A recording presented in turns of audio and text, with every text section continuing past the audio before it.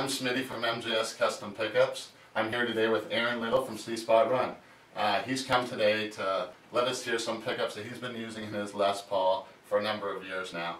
I thought, what better person to try as someone who takes it on the road day in, day out, and he can tell us what he likes about them, how they work for him, and I thought that would be the perfect person. So first I want to welcome Aaron. Thank you. Aaron, how are you doing today? Great. Excellent.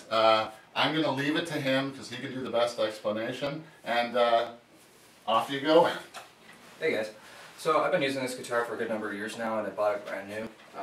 Absolutely love the guitar. First time I picked it up and played it, just fell in love with it.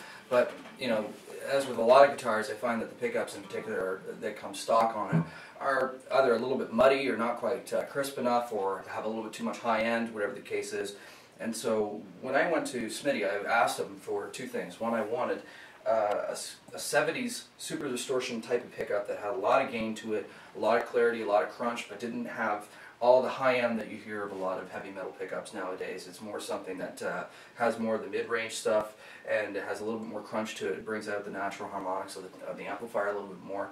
And so he went and built this one here for me, and it has an absolutely great sound, whether you're playing clean or whether you're playing dirty. It has a real nice bite to it, something you would expect out of a really nice sounding humbucker, and a little bit of that single coil sort of response. So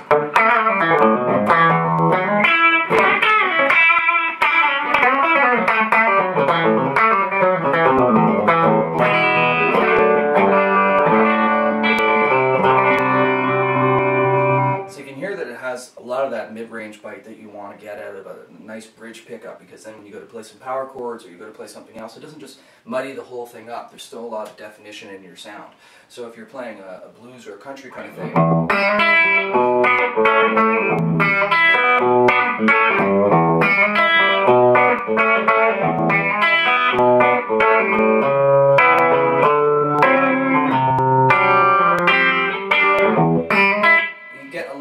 snap out of the clean sound that you might not necessarily get out of a lot of humbuckers. A lot of them are actually quite dull. I don't get that same response, and I can't play with the dynamics as much as I can with this, as when you want to hear something.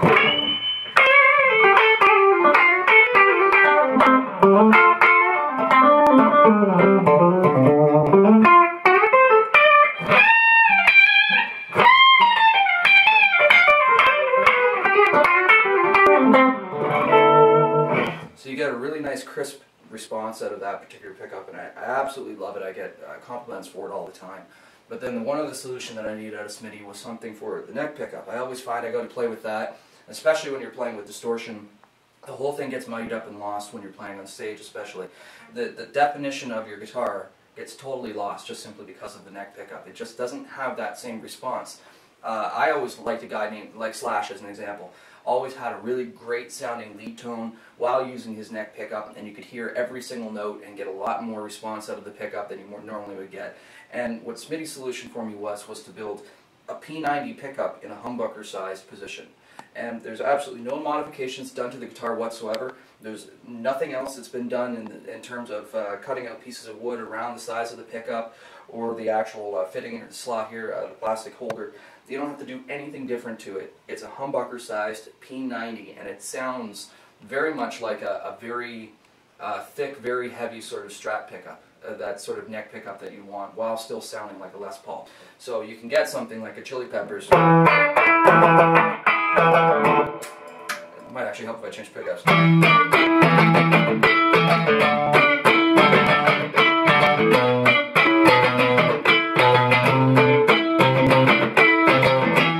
Get that really thick sort of sound.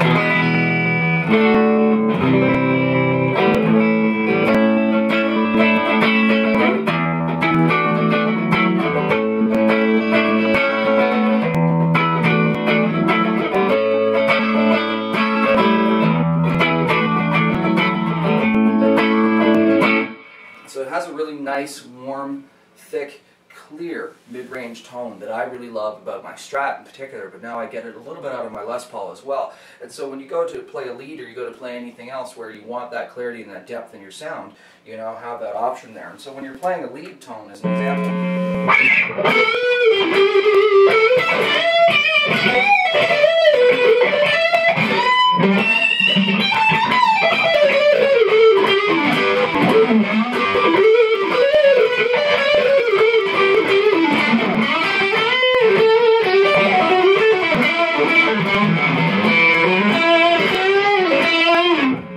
still get that clarity that I want out of the tone without losing any of the warmth or anything that I want out of it as well. Like if I wanted to play it really nice, sort of smoothly.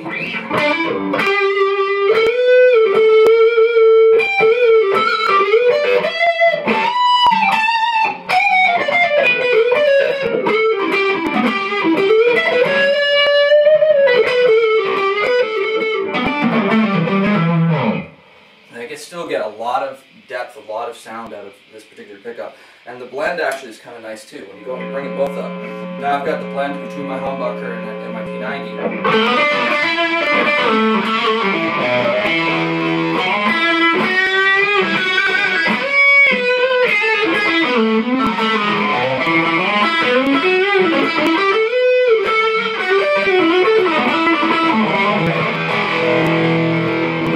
Then I get a lot of that bite that I might want out of my bridge pickup while still having a lot of that clarity and that warmth out of the neck pickup.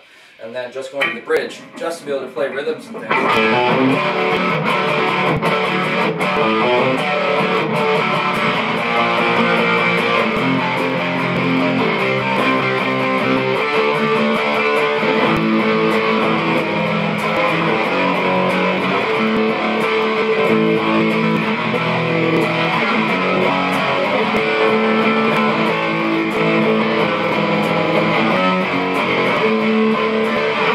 So I still have a lot of that depth that I like out of a Les Paul, that thickness, that warmth, while still having the bite and the mid-range gain and so on. And it's got a lot of gain to it. It's not necessarily the pedals or any of those kind of things in the amp that I use. I can get a lot of grind, a lot of bite just out of this particular pickup and go to a different guitar. Another Les Paul it has exactly the same sort of setup as mine, but the difference being the pickups. You hear it. Suddenly the guitar has that clarity and that warmth that you want out of a bridge pickup without losing any of the definition, without sounding too high end, without sounding like you have nothing but treble and low end. There's that mid-range bite that everybody needs out of their distortion sound, and I get all of that with this guitar, and I get compliments all the time. I've used this across Canada, probably playing 200 shows a year for the last 6 or 7 years with this guitar. I've opened for Bon Jovi, Stone Temple Pilots, all kinds of different guys, and every single person says, I absolutely love your guitar sound, I absolutely love your guitars. What kind of pickups do you use? And they ask me all the time, and I always recommend that the MJS pickups that I have in all of my guitars are just absolutely fantastic. I would never want to use anything else.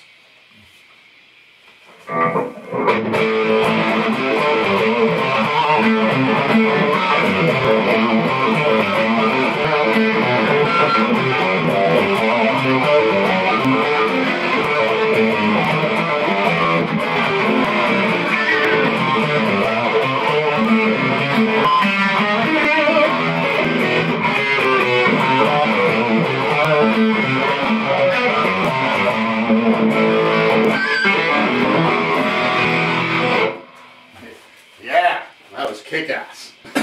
Thanks, Aaron.